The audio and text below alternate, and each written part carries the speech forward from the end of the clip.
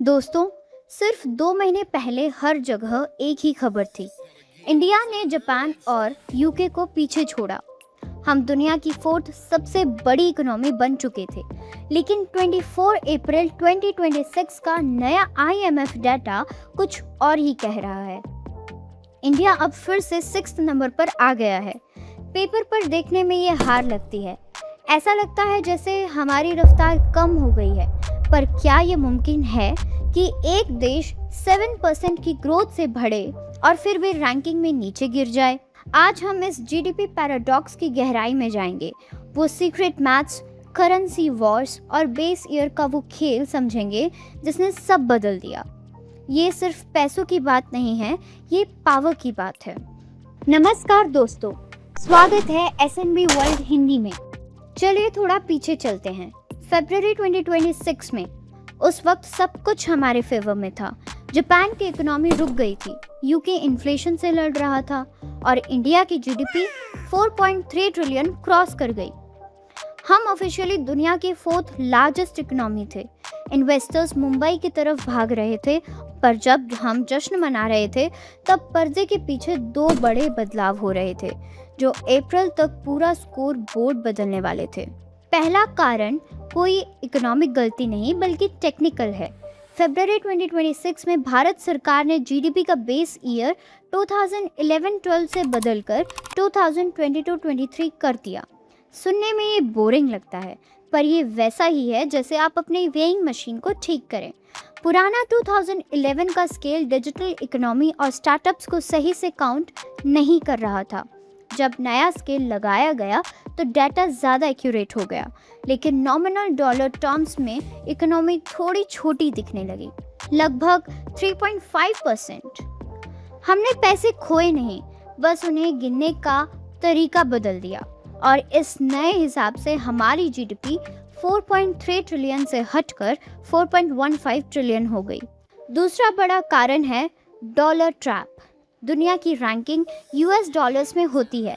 मार्च और अप्रैल 2026 के बीच waste Asia में ऑयल प्राइसेस बढ़ने की वजह से और अमेरिका में इंटरेस्ट रेट्स हाई होने की वजह से इंडियन रुपी पर बहुत बड़ा प्रेशर आया। रुपी की वैल्यू डॉलर के मुकाबले थोड़ी गिर गई। अब भले ही एक इंडियन दुकानदार ने रुपीस में ज़्यादा माल बेचा हो, पर जब उन रुपीस को आईएमएफ की रैंकिंग के लिए डॉलर में कन्वर्ट किया गया तो टोटल अमाउंट कम दिखने लगा। वहीं दूसरी तरफ जापान के येन और यूके के पाउंड ने थोड़ी रिकवरी दिखाई, जिसकी वजह से वो कागजों पर इंडिया से आगे निकल गए। यहाँ मैथ्स थोड़ा क्रेजी हो जाता है। यूके और जापान 1% से भी कम ग्रोथ पर हैं। कुछ क्वार्टर्स में तो वो बढ़ ही नहीं रहे। वहीं इंडिया 6.5% से 7% की रफ्तार से दौड़ रहा है। सोचिए, एक ऐसी रेस जहां 6th नंबर वाला रनर इंडिया पूरी जान लगाकर स्प्रिंट कर रहा है और 4th 5th वाले जापान यूके सिर्फ रेंग रहे हैं, क्योंकि उनके पास हेड स्टार्ट था और करेंसी उनका साथ दे रही है, इसलिए वो अभी आगे दिख रहे हैं। पर ये ज़्यादा दिन नहीं चलेगा। 4 ट्रिलियन की इकोनॉमी पर 7% का ग्रोथ का मतलब है कि हम हर साल जापान और यूके के टोटल से ज़्यादा वेल्थ जनरेट कर रहे हैं। अगर आप इंडिया की असली ताकत देखना चाहते हैं तो नॉमिनल जीडीपी मत देखिए, बल्कि परचेजिंग पावर पैरिटी पीपीपी देखिए। नॉमिनल जीडीपी वो है जो दुनिया को लगता है आपकी वर्थ है।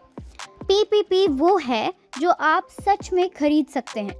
पीपीपी के हिसाब से इंडिया 6th नहीं और ना ही 4th। इंडिया दुनिया की 3rd सबसे बड़ी इकोनॉमी है, सिर्फ यूएस और चाइना के पीछे।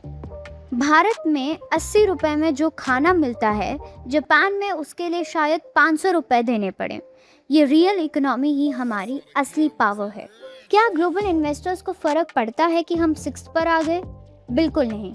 स्मार्ट इन्वेस्टर्स सिर्फ ग्रोथ देखते हैं। जब यूके में स्ट्राइक्स हो रही हैं और जापान की पॉपुलेशन बूढ़ी हो रही है, इंडिया हर साल एक नया शहर खड़ा कर रहा है। वॉल स्ट्रीट के लिए ये अप्रैल डिप एक मौका है इंडिया में और पैसा लगाने का। 2026 का डाटा कहता है कि इंडिया का इंफ्रास्ट्रक्चर खर्च अपने पीक पर है। हम किसी एक ट्यूसडे को टॉप 4 हैं या टॉप 6 इससे हकीकत नहीं बदलती। IMF का कहना है कि 2026 के एंड तक या 2027 की शुरुआत में इंडिया वापस टॉप 4 बन जाएगा, और इस बार हमेशा के लिए। हेडलाइन देखकर परेशान मत होइए, इंडिया फेल नहीं हुआ है। हमने सिर्फ अपना मैथ्स अपडेट किया है और करेंसी मार्केट ने थोड़ा झटका दिया है, लेकिन इंडियन इकोनॉमी का इंजन पहले से ज़्यादा गर्म है। आज 6th पर होना एक स्ट्रैटेजिक पॉज है, टॉप 3 में लंबी छलांग मारने से पहले। 21st सेंचुरी उनकी होती है जो तेज़ दौड़ते हैं, उनकी नहीं जो सिर्फ पुरानी रैंकिंग पर बैठे हैं।